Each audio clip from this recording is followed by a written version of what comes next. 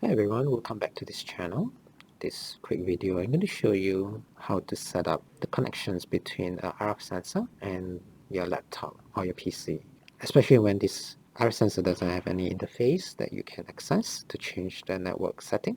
If you want to know more about RF sensor N6841A, you can go to this link to look at it, and it has all the data sheets, the technical application notes that you need to know about this box. So first of all, let's go through some of the parts that's available on this RF sensor. This is a quick walkthrough on the connector that we have on this RF sensor. As you can see, we have antenna 1, which is this port, and this antenna 2, and which is currently connected to antenna for testing purpose. Then we have a LAN, Ethernet base, RJ45 connector. Just plug it in, and then we have this where this is a power supply, DC around 15 to 24 volts, and this is the connector for GPS antenna. Currently this is not used for now, and this is how it looks like when you do connections for this RF sensor. So how do we know whether this unit is ready for measurements? And in this video, I'm going to show you beep that you're going to hear indicating that unit is up and ready. It starts with one single beep, then followed with 3 beeps and 4 beeps. And your unit is ready for measurements after the 4th beep. I'm going to power up this unit by connecting the AC power to the adapter to this DC input. And you're going to hear a few beeps along the way. So you will start with 1 beep, then subsequently 3 beeps and 4 beeps. After that, your unit is ready to do whatever you need to do. It will take about 2 minutes or so, so I'm going to speed up the video until the beep come up.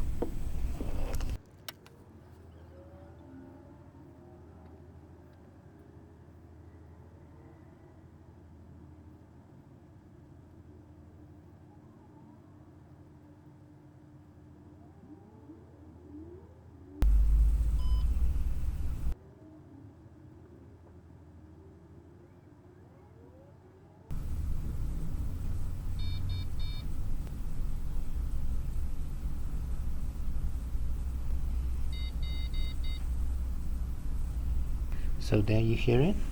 So this unit is up and ready to do the subsequent process that you need to run. So after hearing the 4th beep, you can connect the Ethernet port to your laptop. Currently I have a direct connection, so I'm using a static IP address. So there are multiple ways checking for the IP address for this RF sensor. One of the way that I'm going to show you today is using the sensor management tool. We call it SMT, sensor management tool, which you can download from this keysight.com and just look for this software options, related software. So this is how I find the software options. It's Keysight. So look for N6841ES. And this is a software.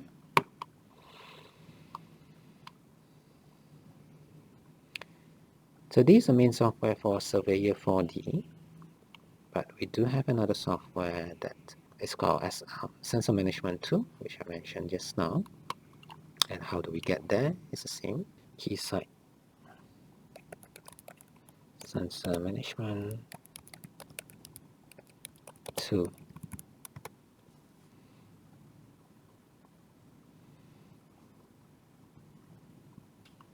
This one.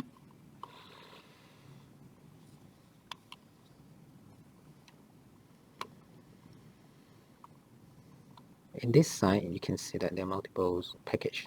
So we do recommend to download the whole package, which is currently here, and it has the SMT, the sensor management tool that we want. And Spot is a sensor planning optimization tool, which I won't cover today in this video. And then we have management server, geolocation. If you have more detail, do go to keysight.com and download the web notes and read through it. So after installations, after connecting the sensor to your laptop, so just bear in mind, currently my laptop is set to static IP. It doesn't matter whether your sensor is set to DHCP or static. This software is still able to find it. Go to configuration and find sensor at local subnet. Or you can just click here and find sensor on the local subnet. I found that this is the best way of finding out what is the current sensor's IP address. It doesn't matter whether it's static or DHCP. Again, the software is able to ping and try to find it. As you can see right now, this IP address is DHCP type because it starts with 169. And currently my static IP address is set to 192.168.101. So we can go to modify networking parameter just to change the network setting for this sensor, and just wait for a while it's trying to talk to this sensor.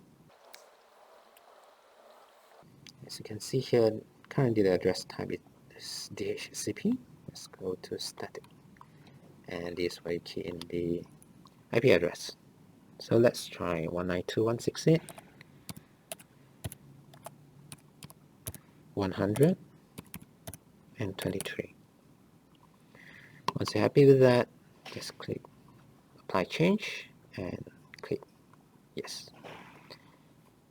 So it takes some time to reboot and update the IP address of this sensor. We just wait for a while for now. So once that window disappeared, it means that the sensor is up and ready.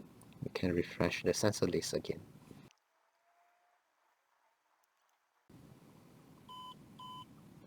If you notice that you hear 2 beeps on the sensor, means that it's rebooting, getting there right now. So we click on the refresh sensor list again.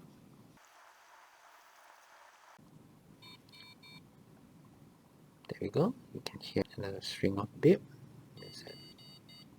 There we go. 4 beeps and it's up and running. And this is where you can add into SMS. SMS is stand for Sensor Management Server, where it's just a server that controls whatever sensors that you have in the network. So it's consolidated. So currently we can do this, add to SMS, means that this laptop that I'm using right now will be the server to control the sensor. Okay, that's it. And I'm going to show you another way also. Just bear with me a while I'm searching for that software.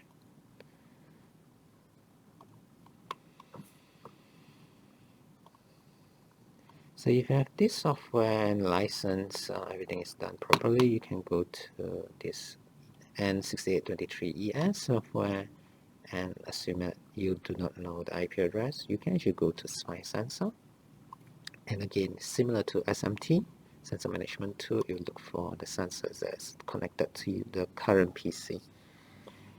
I found that if it's in DHCP and then you connect it to the sensor for the first time, this might not work properly, and SMT is still the best tool that I prefer to look for the sensor.